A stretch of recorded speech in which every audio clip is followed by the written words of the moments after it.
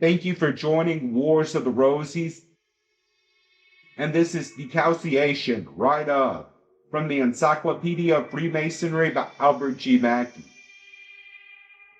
Discalceation, Rite, the ceremony of taking off the shoes as a token of respect whenever we are on or about to approach holy ground.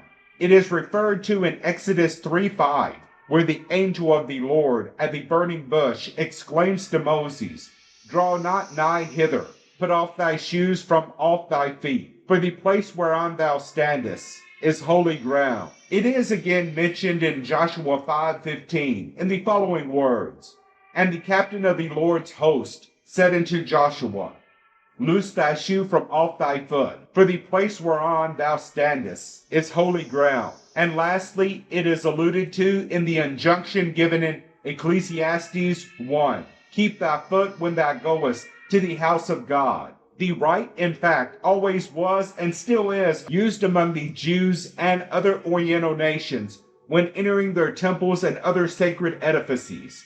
It does not seem to have been derived from the command given to Moses, but rather to have existed as a religious custom from time immemorial, and to have been borrowed, as Bede supposes, by the Gentiles through tradition from the patriarchs. The direction of Pythagoras to his disciples was in these following words, that is, offer sacrifice and worship with thy shoes off.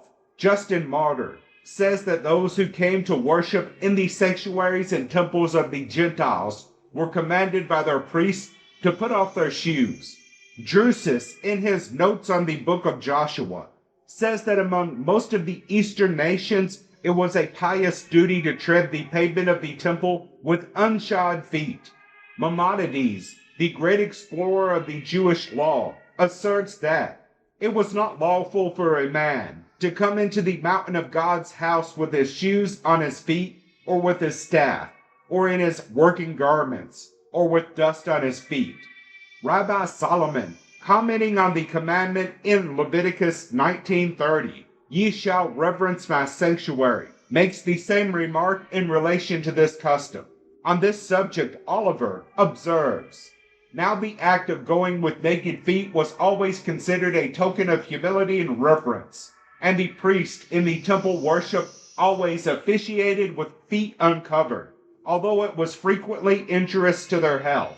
Bede quotes Zago Zaba, an Ethiopian bishop who was ambassador from David, king of Abyssinia, to John III of Portugal, as saying, "We are not permitted to enter the church except barefooted." The Mohammedans, when about to perform their devotions, always leave their slippers at the door of the mosque.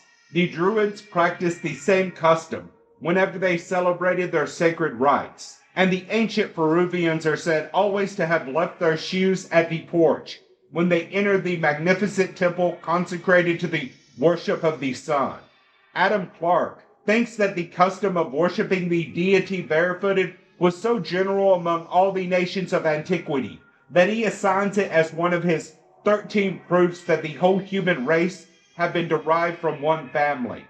Finally, Bishop Patrick, speaking of the origin of this rite, says in his commentaries, "Moses did not give the first beginning to this rite, but it was derived from the patriarchs before him and transmitted to future times from that ancient general tradition. For we find no command in the law of Moses for the priests performing the service of the temple without shoes, but it is certain they did so from immemorial custom, and so do the Mohammedans and other nations to this day."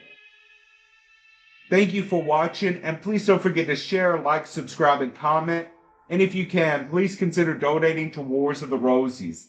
Links to PayPal and Patreon are in the description. Thank you so very much.